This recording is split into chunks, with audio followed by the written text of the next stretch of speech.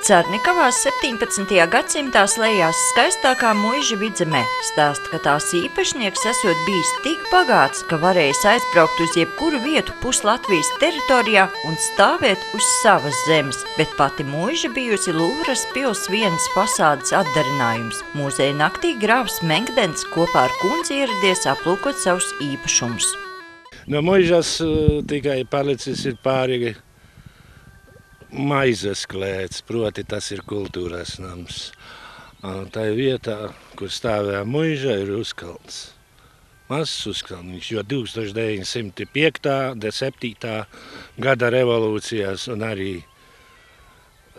kad atkāpās sarkanie no Cernikavas, muiža tika galīgi nopostīta, nodedzināta līdz pašiem pamatiem. Un tagad muižas kapitēlīs, tas bija viens, ko parkā redzējām. Vairāk ir iemūrēti ādažu skolās sienās un 2 ir pie Latvijas universitātes. Tur viņi melnē mašīnu dūmos. Tās gan grāfu dikteni nesaskumdina, jo vietējie ļaudis vēsturi tur godā, un muzeja naktī grāfs ir gatavs savus pavalstniekus pavadīt ekspedīcijā uz topošo novadpētniecības centru. Vilties nenāks. Muzeja māja to pilnā sparā, un mūsdienu Cernikavas dzīves stūrētāji sola, ka jau pavisam drīz novadpētniecības centrs būs gatavs. Visa tā vēsture, kas ir krājusies gan mūsu sirdīs, gan mūsu materiālos, kas katrā mājā ir, katrā ģimenē, ir arī dažādās iestādēs. Nav vienas vietas, kur varētu cernikavietis vai mūsu cilvēki atnākt un paskatīties, kā tā ir tā Cernikava, kā tā viņa attīstījusies. Un līdz ar to arī iedzīvotāji izteica iniciatīvu un, protams, deputāti to atbalstīja. Un jau 2010. gadā, plānojot budžetu, 2011. gadam bija paredzēta finansējums, lai mēs varētu uzsākt šī novadpētniecības centri izveidi.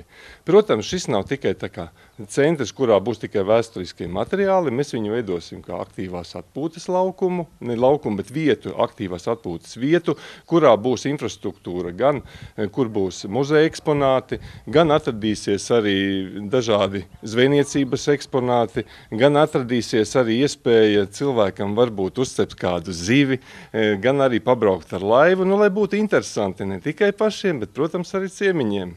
Vieta, kurā šobrīd tiek celts novadpētniecības centrs, Cernikavas novadpētniecības centrs, izvēlēta ar nolūku 2 iemeslu dēļ. Pirmkārt, šeit pat ir zvejas brigāžu laivu piestātne, tātad mēs esam tiešā tuvumā zvejniekiem.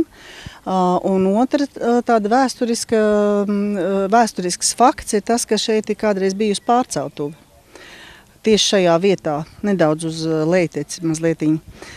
Un tāpēc arī ir šī vieta, un, protams, tādēļ, ka Gauja, jo te ir skaista vieta un cēlāju mājas, kas ir šīs mājas prototips.